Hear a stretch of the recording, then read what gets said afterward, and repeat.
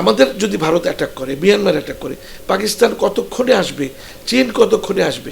আর এমনি আমি বারবার বলছি, আমাদের কিন্তু ওদের যেমন চিকেন নেক আছে শিলিগুড়ি, আমাদের কিন্তু দুইটা চিকেন নেক আছে, একটা ফেনী, একটা রংপুরের কাছে। এই চিকেন নেকের কাছে ফেনীতে একটা আর্মি ক্যান্টনমেন্ট করা উচিত ইমিডিয়েটলি। এখানে কিন্তু আমরা বিশাল একটা অংশ হাসিনা ভারতকে দিয়ে গেছে একটা তাদের শিল্প প্রতিষ্ঠানের জন্য, ওটাকে নিষিদ্ধ করে আমাদের এখানে ক্যান্টনমেন্ট করা উচিত, শক্তিশালী ক্যান্টনমেন্ট। কারণ ফেনী যদি কাট করে দিতে পারে, আমাদের চট্টগ্রাম, পার্বত্য চট্টগ্রাম আলাদা হয়ে গেল।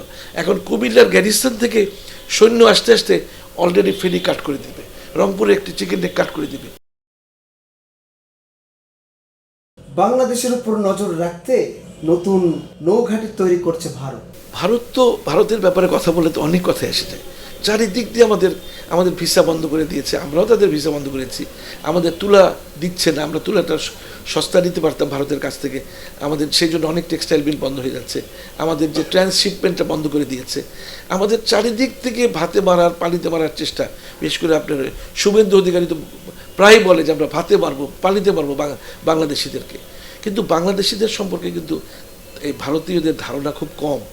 বাংলাদেশিদের কেউই দমন করতে পারে নাই, মোগলরা পারে নাই, এর আগে আরও আলেকজান্ডার এই দেশের ধারে কাছে আসতে পারে নাই, অনেকেই পারে নাই।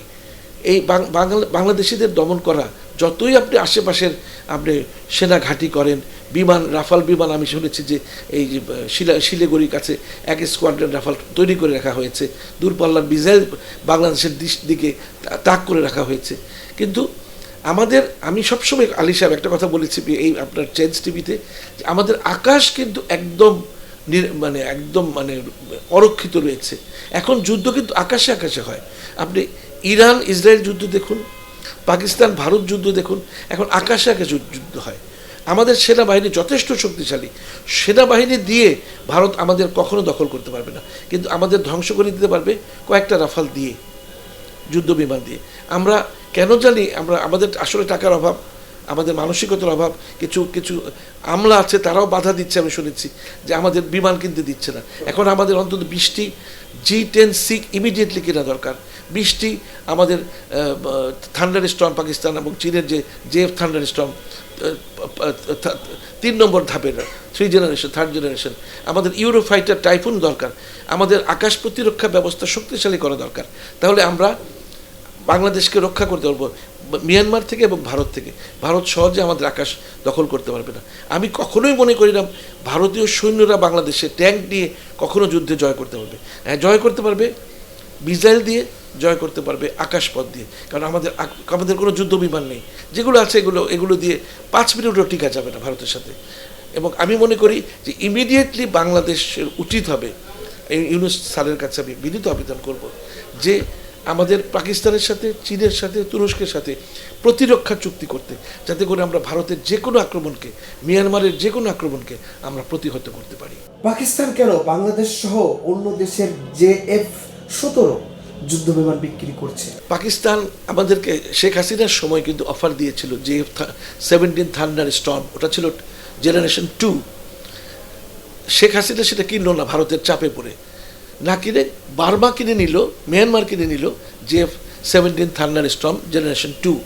এখন আমরা যেটা পাকিস্তান যেটা আমাদের কাছে বিক্রি করতে চাচ্ছে, আমিও মনে করি আমাদের কিনা উচিত JF-17 thunder Sturm generation 3। Generation 3টা যদি আমরা পাই, মিয়ানমারের কাছে জেনারেশন 2 আছে, আমরা খুব সহজেই জেনারেশন 3 দিয়ে মিয়ানমারের যে জেনারেশন 2 এটাকে কাবু করতে পারবো। আর ইমিডিয়েট দরকার হচ্ছে J10C, যেটা আমাদের চীনের থেকে আমাদের খুব সস্তায় আমরা পাবো। এই J10Cর মধ্যে যে PL-15 আপনার যে ক্ষেপণাস্ত্রটা ইউজ করা যায়, ওটা এতই শক্তিশালী যে আমরা পাকিস্তান ইন্ডিয়ার যুদ্ধে দেখেছি যে J10C দিয়ে ওদের কয়েকটা রাফায়েল ফ্রান্সের অত্যাধুনিক রাফায়েলকে ভূপাতিত করেছে।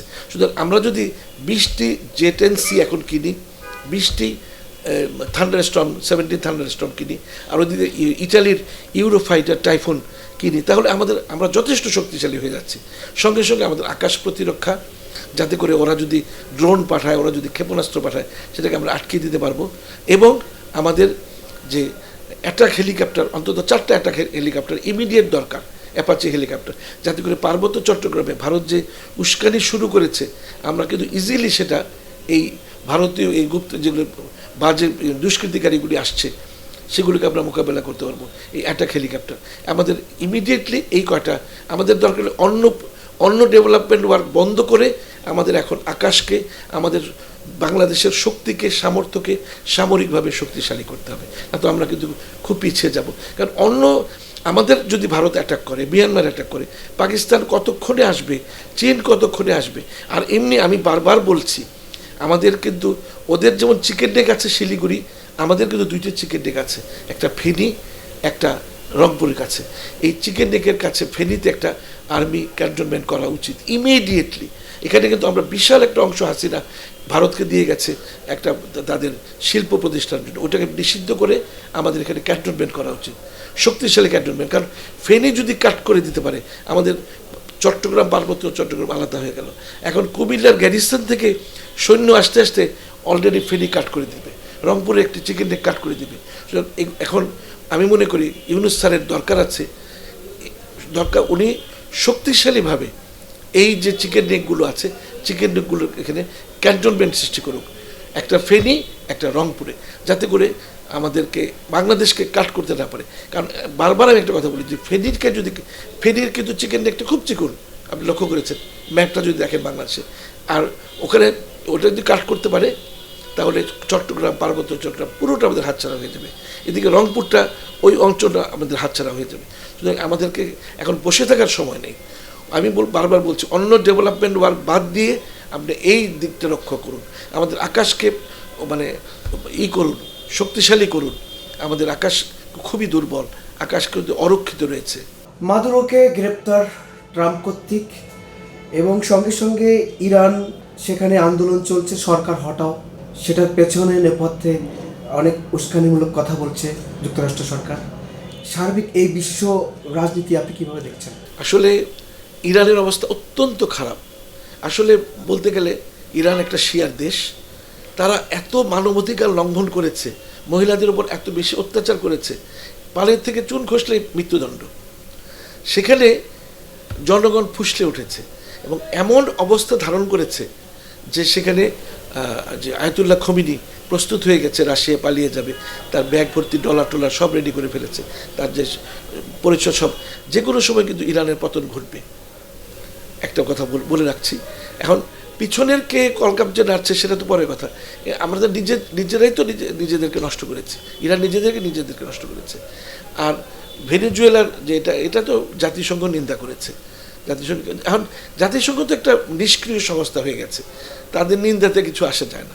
আর আমেরিকা এমন একটি শক্তিশালী দেশ যে তারা ইচ্ছা করলে সব কিছুই করতে পারে, তার প্রমাণ দিয়ে দিয়েছে। এই মাদুরোকে তুলে নিয়ে, সস্ত্রীক তুলে নিয়ে আদালতের কাঠগড়ায় দাঁড় করিয়েছে। তারপরে আমরা দেখলাম যে ওই যে তালেবান নেতা ছিল, তাকে যে কীভাবে অ্যাবোটাবাদে গিয়ে হত্যা করে দিয়ে আসলো। পাকিস্তান জানেই না ওসামা বিন লাদেনকে।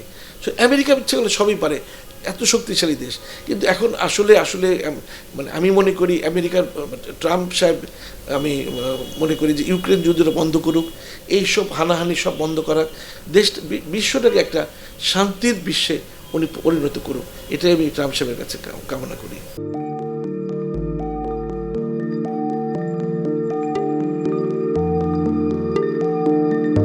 পহেলা জানুয়ারি 2026 ইউটিউব জার্নালিজমের অগ্রদূত changeTV.press সংগ্রাম মুখর 7 বছর পেরিয়ে পা রাখলো গৌরবান্বিত 8 বছরে। এই আনন্দ প্রহরে সবাইকে নিরন্তর শুভেচ্ছা। আমি নিজেকে ধন্যবাদ মনে করি, আমি সৌভাগ্যবান। চেঞ্জ টিভির পক্ষ থেকে আমার সাক্ষাৎকার নেওয়ার জন্য তারা আসছেন এবং চেঞ্জ টিভি দীর্ঘ 8 বছর ধরে এই কাজগুলি করছে। আমি তারা অনেক ভালো কাজ করেছেন, দেশের মানুষের সুখ দুঃখের কথা প্রত্যক্ষ তুলে ধরছেন। আমার আশা থাকবে চেঞ্জ টিভি সামনের দিকে উত্তরোত্তর আরও সমৃদ্ধ হবে। একটাই শুধু আমাদেরকে উপদেশ দিতে চায় তাদের কাছে, সেটা হচ্ছে সত্য কথাটা মানুষের সামনে তুলে ধরা, মানুষের ভিতরে কি চায় তাদেরটা তুলে ধরা, মানুষের প্রত্যাশা তুলে ধরা, এবং মানুষের মধ্যে এই যে দেশাত্মবোধটা এবং সত্যবাদীটা, এটা জাগরণ করে চেঞ্জ টিভির সামনের দিকে এগিয়ে যাবে। এবং যারা দেশের কথা চিন্তা করে এবং দলমত নির্বিশেষে যে লোকগুলো আছে, তারা দেশের কথা চিন্তা করে দেশের উন্নয়নের কথা চিন্তা করে, কোনো পক্ষপাতিত্ব করে না, তাদের বক্তব্য দেশের মানুষের তুলে ধরা, এই কাজগুলি সামনে এগিয়ে নিয়ে যাবে, এটা আমাদের প্রত্যাশা। অনেক ধন্যবাদ আপনাদেরকে, দেশবাসীকে, দেশবাসী সবাইকে আমি ধন্যবাদ জানাচ্ছি। changeTV.press, এক ফোঁটা হলুদ নেই।